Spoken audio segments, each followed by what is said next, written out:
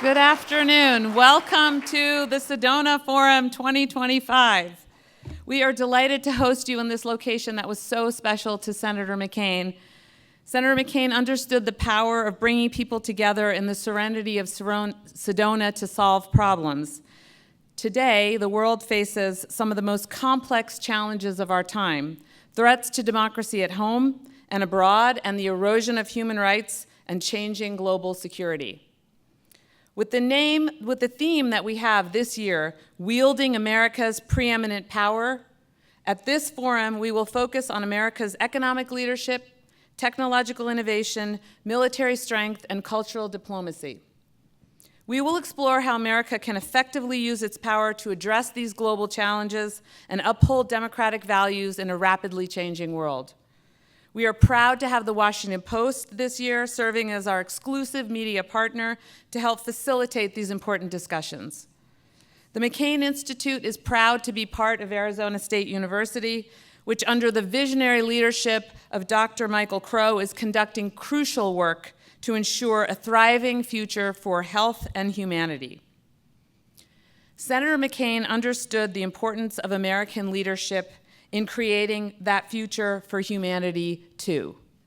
He said, quote, "America's greatest strength has always been its hopeful vision of human progress." And he continued, quote, "We will not yield to intimidation, and by our strength, we will prevent threats from turning into tragedies. This is America's work in the world," end quote. This weekend, we should be hearing those words echoing in our ears, in our hearts, in our minds, in our conversations as we discuss threats to U.S. democracy and cybersecurity, the conflicts of Ukraine and the Middle East, and the growing influence of China. We will also honor the resilience and tenacity of leaders like Maria Corina Machado, who is fighting for democracy as the Maduro regime tries to undermine the will of the Venezuelan people. We support upholding democracy. We support character-driven leaders. We support those on the front lines fighting for human rights. As Senator McCain said in 2008, quote, "We are called still to spread liberty, to assure justice, and to be the makers of peace." Our conversations this weekend will strengthen our resolve to achieve the vision of the McCain Institute, a world that is free, safe, and just for all. Thank you to our partners, our generous donors, for making this event possible, and to all of you for joining us this weekend. And a special thank you to our board member, Jack McCain. I don't know where he is right now. Jack, there you go, Jack McCain. To our program advisor, Jimmy McCain. Excellent. They're holding up the door there. And of course, to Ambassador Cindy McCain here in the front, who are living examples of service above self, continuing to keep alive the legacy of Senator John McCain.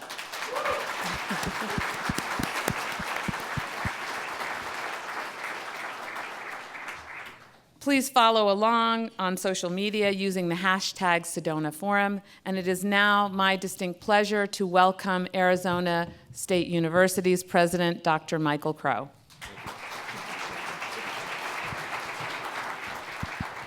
Thank you, Evelyn. We're the proud home of the McCain Institute and have been from its founding. We believe in the ideals that John McCain lived for and died for.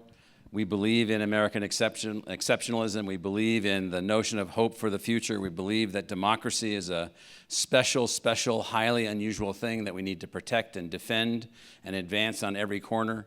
We're a large public university. For those of you that don't know about us, we have about 85,000 students on campus with us from 155 countries, all 50 states. I can tell you that we're coming to an end with our semester. Things are nice, things are calm, things are advancing, things are moving forward.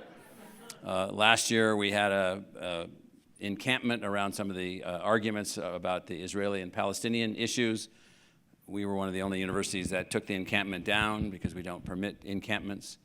We don't permit anti-Semitic speech, genocidal speech. Those are not free speeches expressed inside the university community. This spring has been a little calmer than last spring, but I say this to you because, oh, by the way, we also built a technology platform for which we have over 100,000 degree-seeking students that are online. And oh, by the way, that same thing can be used by people who are neither students nor who are not degree seekers. So we have about 500,000 learners in that activity. And then we touch about 25 million people a year from 190 countries who are using some of our assets. And so we believe that we're operating in the spirit of what an American democratically grounded institution should focus on, which is basically lift up everyone that you can lift up within the democracy, within the republic. Lift up everyone that you can to advance the goals of the republic and the democracy. Do all these things as focused a way as possible. Embrace innovation, embrace technology. Now, to do that, you would expect then that we would have an unbelievably unique student body, which we do, and several of them are here.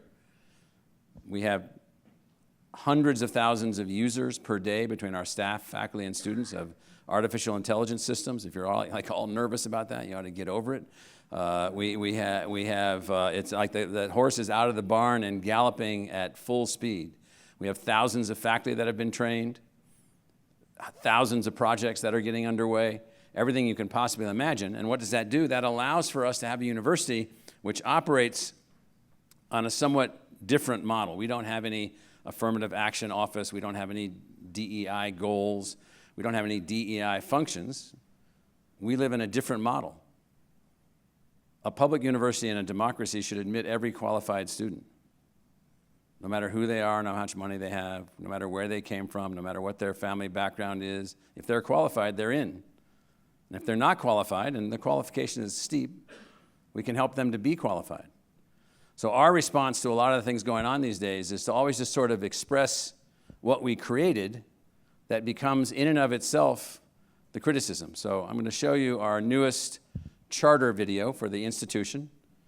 Every person in the video but the baby is a student, no matter how old you see them.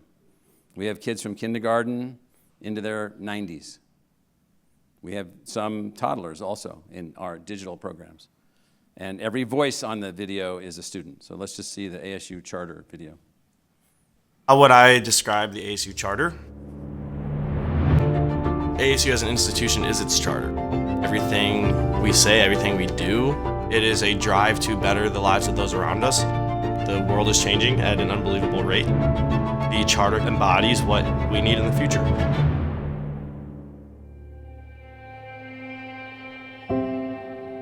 There's so many people being told that you can't go to school because you have a kid, or you can't go to school because the system's not set up for you. Learning is for everyone.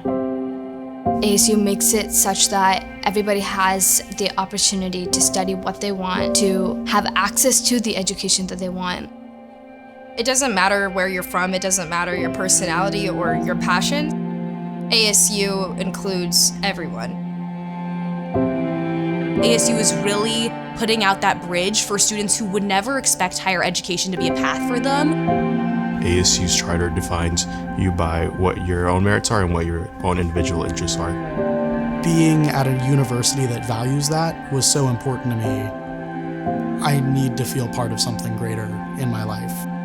And the people around me is who I do it for. We are a top research university. ASU really fosters an environment where students can learn about anything they want to. Being able to be a part of the innovation at ASU, it's a very palpable way to take matters into your own hands. Some of the most incredible research that is going to enable the next generation of computing is happening.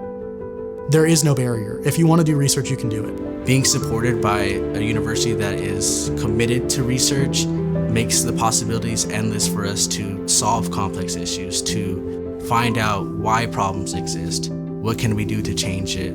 They prioritize economic, social, cultural, and the overall health of the community which it serves, and I am a part of that community which they serve. From football games where the stands are packed to the mini study groups in Noble Library, everywhere you see there are people working together, there are relationships fostering between each other.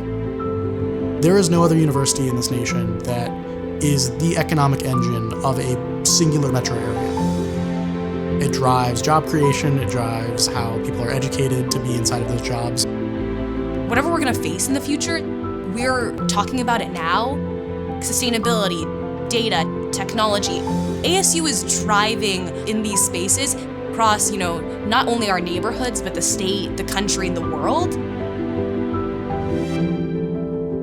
The more we learn, the more we understand, the more we are able to go and make that impact. ASU gives you those resources.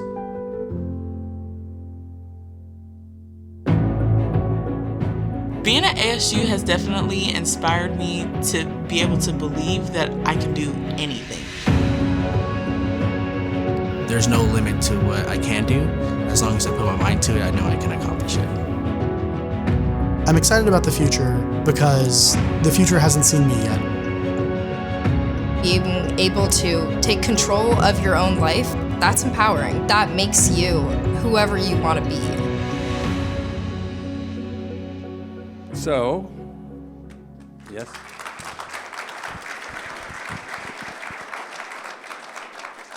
We are working as vigorously as we possibly can in the middle of every storm condition you can possibly imagine to make certain that this democratic institution continues to progress in the way that these students represented their institution to each of you. So welcome to this part of ASU, the McCain Institute. Thank you.